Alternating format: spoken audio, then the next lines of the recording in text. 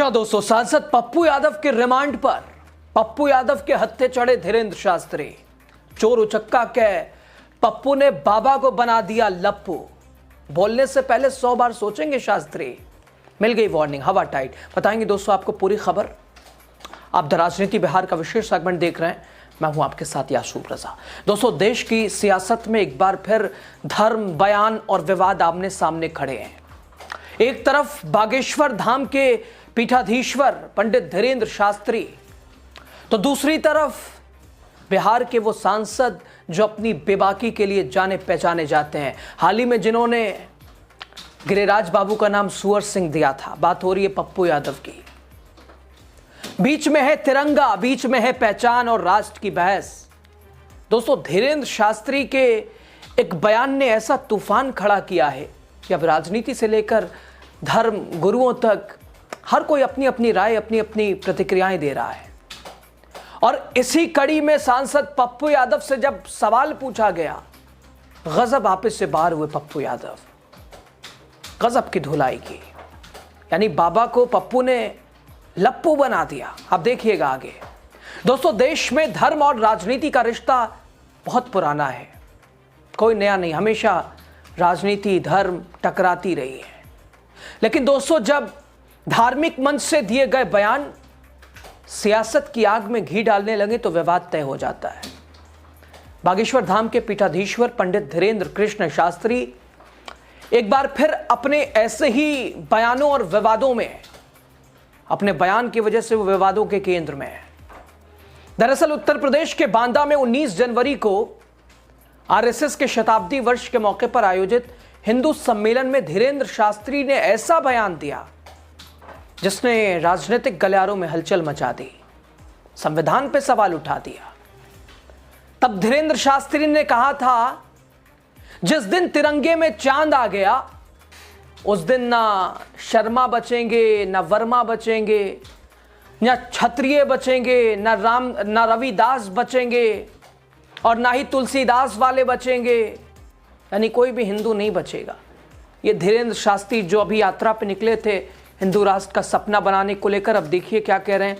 तिरंगे पे अगर चांद आ गया तो वर्मा, शर्मा, आदिवासी, तो ये तो वो, तुलसीदास कहां कहां पहुंचा दिया इन्होंने। कोई नहीं रहेगा, हिंदू ही नहीं बचेगा। ये सनातन का बेड़ा उठाने वाले, ठेका उठाने वाले जब खुद इस तरह की चिंता और इस तरह का बयान दें तो साहब आप देखिए कौन कहां खड़ा है। दोस्तों, इस बयान को लेकर सवाल उठने लगे। क्या तिरंगे पर इस तरह की टिप्पणी देश की एकता पर सवाल नहीं खड़े करती है? क्या यह बयान किसी समुदाय विशेष को लेकर डर पैदा करने की कोशिश या साजिश तो नहीं है? और इन्हीं सवालों के बीच पूर्णिया से सांसद पप्पू यादव अपने बेबाक बयानों के लिए जो मशहूर, जब पप्पू यादव से पत्रकारों ने सवाल पूछा तो जवाब और भी उनका विवादित हो गया। पत्रकारों के सवाल पर पप्पू यादव ने न सिर्फ धीरेंद्र शास्त्री की बातों को खारिज किया, बल्कि उनकी पहचान, धीरेंद्र शास्त्री की हैसियत पर भी सवाल उठा दिया। पत्रकार ने सवाल किया, धीरेंद्र शास्त्री कह रहे हैं कि तिरंगे में अगर चांद आ गया तो देश सुरक्षित नहीं रहेगा, ना शर्मा रहेंगे, ना वर्मा रहेंगे, हिंदू ही नहीं रहेगा। पप्पू यादव ने पलट कर पूछा, ये धीरेंद्र शास्त्री कौन है भाई, जरा बताइए। जवाब आया, पत्रकारों ने कहा अरे कथावाचक हैं।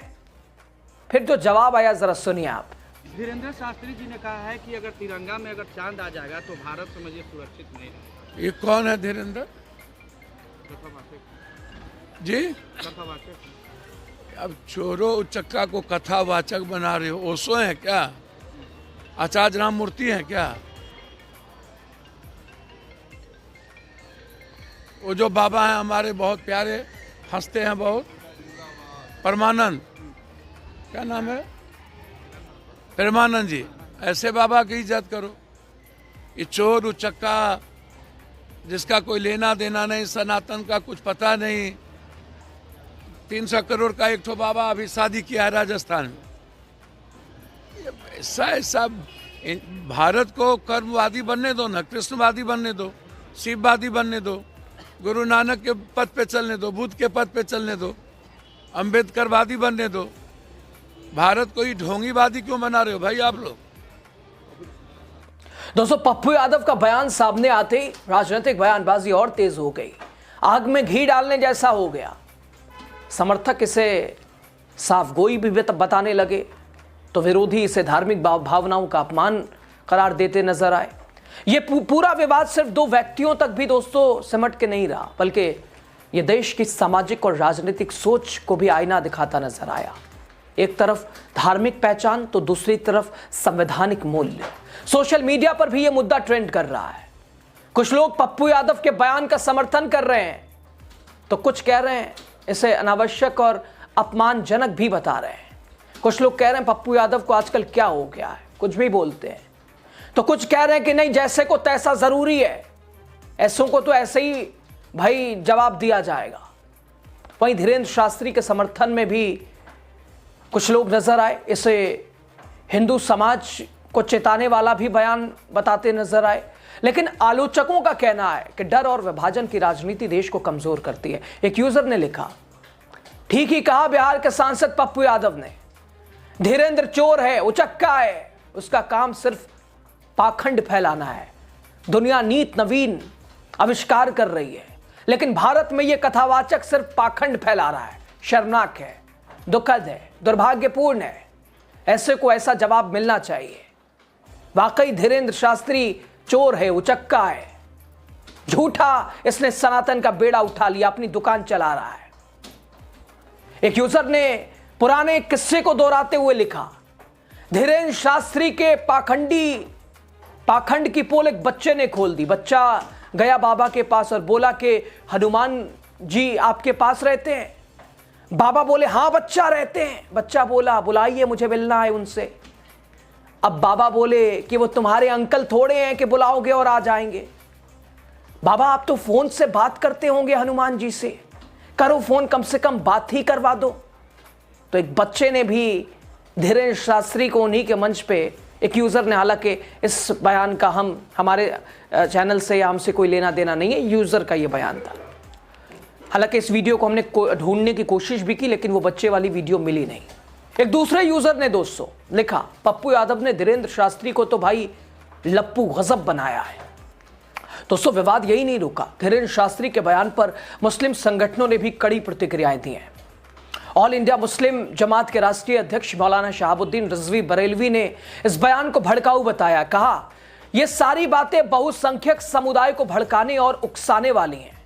मैं तो कहता हूं जिस दिन तिरंगे में चांद लग गया वो चार चांद लग जाएगा, और चार चांद हो जाएगा। हालांकि दोस्तों, यहाँ ना धीरेन्द्र शास्त्री की बात का हम समर्थन करते हैं, ना मौलाना शहाबुद्दीन रिजवी की बात का समर्थन करते हैं। अभी जो अशोक चक्र है, तिरंगे में तीन, उसमें क्या आपत्ति है भाई? धीरेन्द्र शास्त्री पहले भी दोस्तों वैसे अपने बयानों को लेकर विवादों में रह चुके हैं। हालांकि सवाल धीरेन्द्र शास्त्री से भी और सवाल मौलाना शहाबुद्दीन रिजवी से भी। बिहार में दोस्तों धीरेन्द्र शास्त्री की जब कुछ दिन पहले कथा होने वाली थी, विपक्ष ने बीजेपी पर जमकर हमला बोला था। चुनाव से पहले ही की बात है ये। हालांकि कार्यक्रम हुआ, लेकिन विरोध भी उतना ही हुआ। सवाल यह भी कि क्या तिरंगे जैसे राष्ट्रीय प्रतीक को लेकर इस तरह की बयानबाजी क्या सही है? देश की विविधता ही उसकी ताकत रही है। तिरंगा हर धर्म, हर जाति, हर विचारधारा का प्रतीक रहा है। तिरंगा राष्ट्र का गौरव और एकता का प्रतीक रहा है। यह सिर्फ तीन रंगों का कपड़ा नहीं, बल्कि संविधान, लोकतंत्र और स्वतंत्रता सेनानियों के बलिदान का सम्मान है। ध्वज संहिता स्पष्ट कहती है कि तिरंगे का किसी भी तरह से अनादर नहीं होना चाहिए, ना ही जमीन पर गिराना चाहिए, ना उल्टा फहराना चाहिए, और ना ही ऐसे उपयोग जिससे उसकी गरिमा कम हो। लोकतंत्र आजादी जरूर देता है, लेकिन वही लोकतंत्र जिम्मेदारी भी मांगता है। अशोक चक्र 24 तीलियों वाला ये चक्र पहिया धर्म, कानून, शांति और निरंतर प्रगति का प्रतीक है। यही कारण है कि ये तिरंगे के केंद्र में है। निष्कर्ष साफ है, विचार अलग हो सकते हैं, राजनीति अलग हो सकती है, लेकिन तिरंगे के सम्मान पर कोई समझौता नहीं होना चाहिए। ऐसे में तिरंगे को लेकर दिए गए बयान सिर्फ शब्द नहीं रहते, बल्कि उनका असर समाज की सोच पर भी पड़ता है।